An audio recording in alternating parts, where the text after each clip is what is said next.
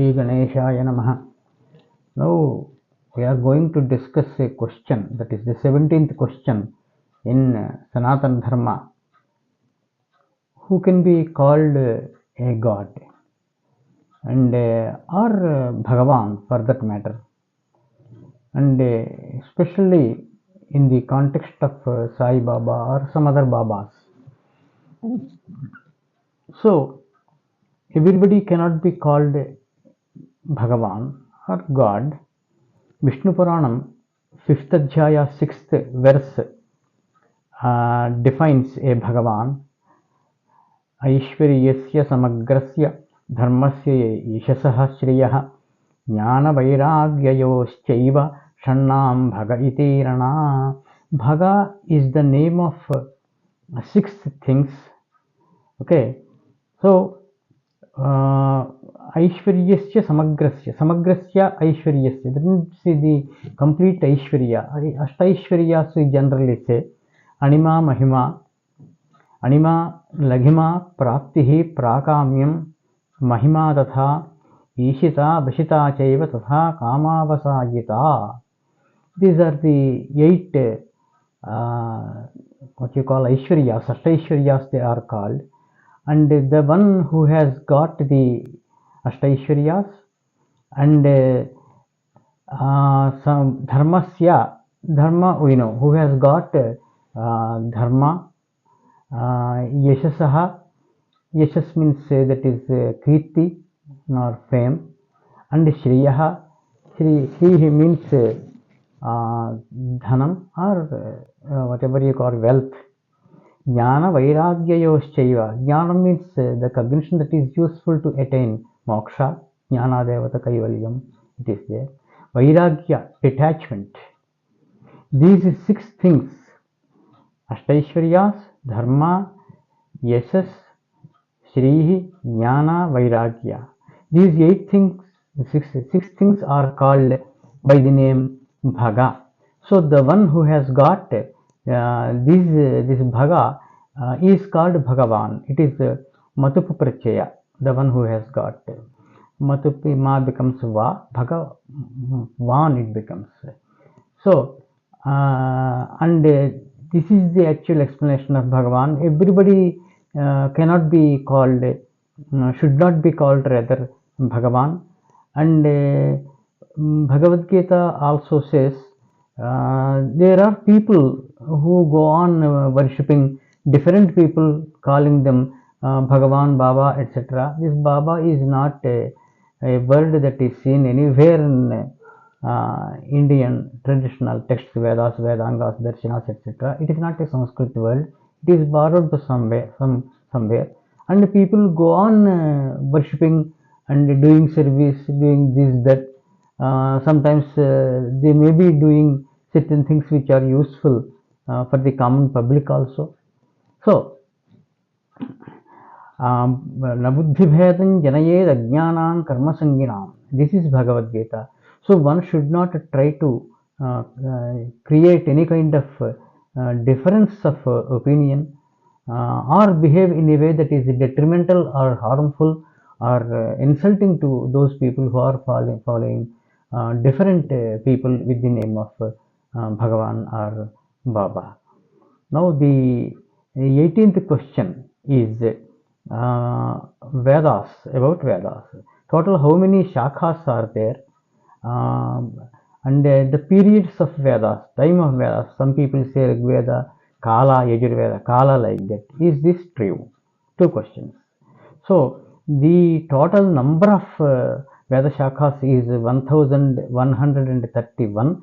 Rig Veda has got 21 Shakhas. Shakha means branch, roughly you can call it. Yajurveda has got 101 branches. Samaveda has got 1000 Shakhas. Atharva Veda got 9 Shakhas. This is clearly stated in the introductory part of Mahabhashyam called Paspashanikam, and also in some Upanishads this count is given. In different works it is available. But presently only 12 to 13 branches are available. So, and the second thing is Kala of Veda. This is wrong. Rigveda Kala, Yajurveda Kala. What happened is this: the Westerners, in order to generate a kind of inferiority complex and distrust in the minds of Indians, they created a number of what you call antithesis, apasiddhanta. The siddhantas are not to be trusted, not to be followed. If at all you say Rigveda Kala, etc., then how is it possible that in Purusha Suktam we come across Rachasama Nijagnire Chandagum Sijagnire Tasmato Yajustasmadajayata, etc. And unless and until all the four Vedas and those Rituks who had learnt Rigveda called Hota, Yajurveda called Adharyu, Samaveda called Udgata, and Atharvaveda called Brahma. Unless and until all the four Vedas are available at a single point of time, it is not possible to perform a yaga. And also, the mantras I have quoted are from Purusha Suktam. Purusha Suktam is available in all five Vedas: Krishna Yajurveda, Shukla Yajurveda, Rigveda, Samaveda, and Atharvaveda, like that. And in Brihadaranyaka Upanishad clearly says in second Adhyaya, fourth pada, that all the Vedas had emanated in the form of an exhalation of Brahman. Asya mahato bhutasya nishvasitam etat yadrigvedah, yajurvedah, samavedah, atharvangirasaha. That is why Vedas are called Apaurushaya. Vedas had emanated from Brahman. Under Shastriyonitvat, Shankaracharya also clearly explains this issue. Shastram yonihi yasya. Okay, yasya Brahmana. And Shastram yonihi yasya. And that means what he was referring simply to this whatever I have quoted now, Brihadaranyaka Upanishad. So, Shastranam Yonihi. So, here Shastra means Veda. Okay, so Shastras, Vedas had emanated from Brahman. So, both the Vigraha Vakyas we offered, Tat Purusha and Bahuvrihi also. And one more thing is, in Panini, it is clearly stated then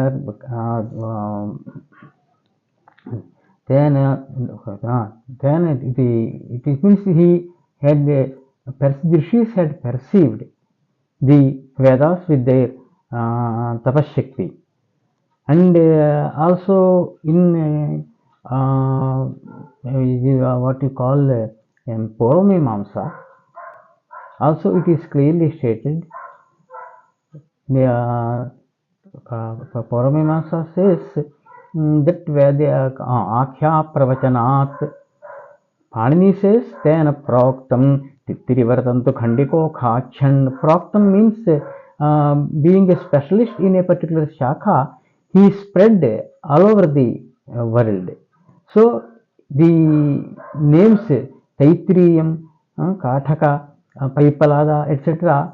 Are named after the rishis who had propagated those particular shakhas in Loka. Same thing is said in Purvamimamsa also, that Āchārya pravachanāt. Āchārya means name, like Taitriyam, Paipaladam, Kathakam, etc. Pravachanāt, Pravachana, Prokta, both mean the same. So they had spread the Veda Shakhas, particular Veda Shakhas in the world. So they are named after them. Therefore, the Veda doesn't have any kala. Whatever is said is false. It is an antithesis. Shubham Hoyat. And then we have to discuss the another question, whether Sanskrit is the mother tongue of all languages. This is bad simply. This is not correct. There are many Sanskrit words borrowed from borrowed by Indian vernaculars such as Telugu, Hindi, Malayalam, and so on. So the grammars of these vernaculars mostly emulate the famous and perfect Sanskrit grammar of Panini.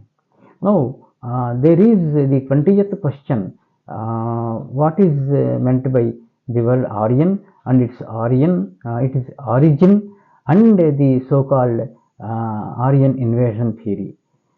So, in spite of abundant material that is available across Sanskrit literature, that means, for example, in Mahabhashyam, Panini Sutram, not six Sutram, that is Prashodaradini Yathopadishtam.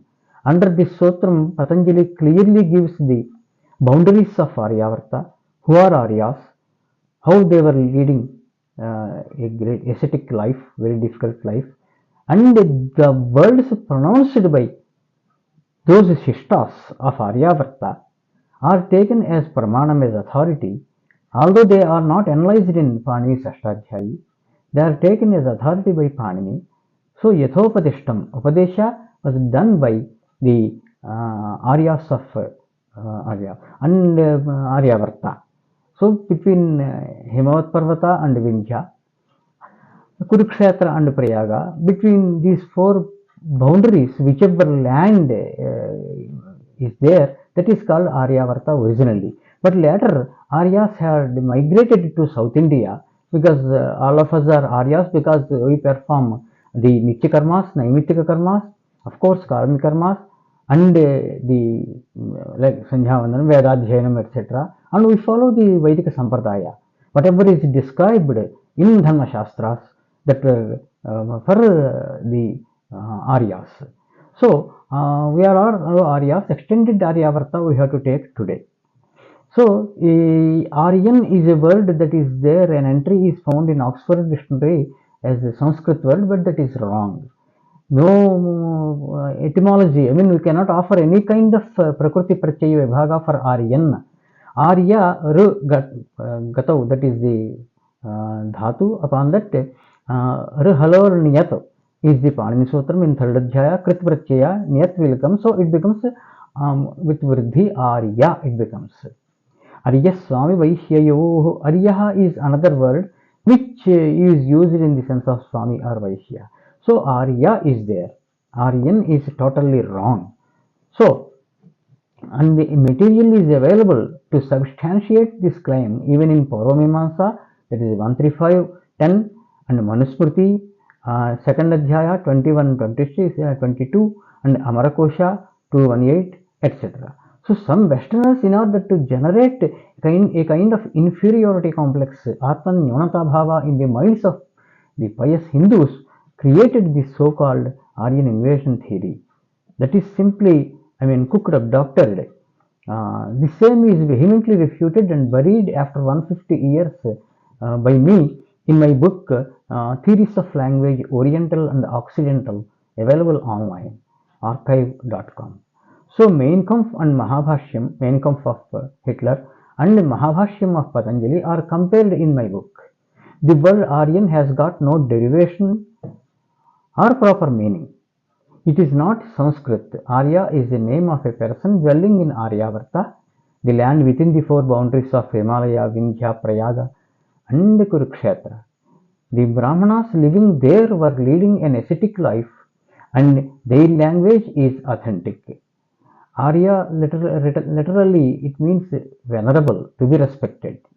So, as the time passed, people started migrating to south of Vindhyas and spread all over the country, as is evident by their rituals and behavior. So, one should not trust in AIT or Aryan Invasion Theory, and that term itself should be discarded. It is bad. Shubham Bhuyat.